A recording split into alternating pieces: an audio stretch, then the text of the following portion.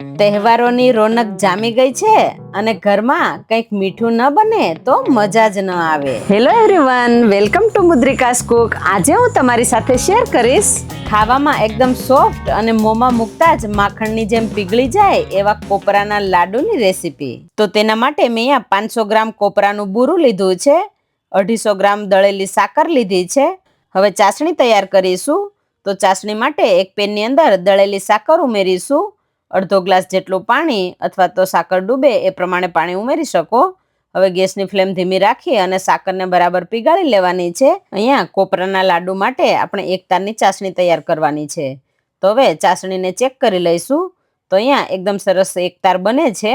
તો અહીંયા આપણી ચાસણી તૈયાર થઈ ગઈ છે. હવે એની અંદર 250 ગ્રામ મોળો માવો ઉમેરી દઈશું. તો મેં અહીંયા માવો ખમણીને લીધો છે, એને ચાસણીની અંદર બરાબર મિક્સ કરી લેવાનો છે. હવે 3 ચમચી જેટલી મેં ફ્રેશ મલાઈ લીધી છે, એ પણ ઉમેરી દઈશું. ચાસણીની અંદર માવો ઉમેરી દેવાથી એનો કાચો સ્વાદ દૂર થઈ જશે. હવે થોડું થોડું કોપરાનું બૂરું ઉમેરતા જઈશું અને બરાબર મિક્સ કરી લઈશું. તો અહીંયા બધું કોપરાનું બૂરું ઉમેરી દીધું છે. ગેસની ફ્લેમ લો રાખી અને બધી વસ્તુને બરાબર મિક્સ કરી લઈશું. તો અહીંયા બધી વસ્તુ બરાબર મિક્સ થઈ ગઈ છે. આ સમયે તમારે દળેલી એલચીનો પાવડર ઉમેરવો હોય તો તમે ઉમેરી શકો. હવે 2 ચમચી જેટલું ઘી ઉમેરી અને ફરી પાછું બરાબર મિક્સ કરી લઈશું. તો અહીંયા મિક્સર થોડું નોર્મલ ગરમ હોય ત્યારે આપણે લાડુ બનાવી લેવાના છે. તો ઘીને બરાબર મિક્સ કરી લઈશું. હવે મેં અહીંયા અડધી વાટકી જેટલી પિસ્તા અને બદામની કતરંજ લીધી છે, એ ઉમેરી દઈશું. આની અંદર આપણે મોળો માવો અને મલાઈ બંને વસ્તુ ઉમેરેલા છે, એટલે ખાવામાં એકદમ સોફ્ટ બનશે. બધું મિક્સર બરાબર મિક્સ થઈ જાય અને ગોળી વળે એ રીતનું મિક્સર તૈયાર થઈ જાય એટલે આમાંથી આપણે લાડુ બનાવી લેવાના છે.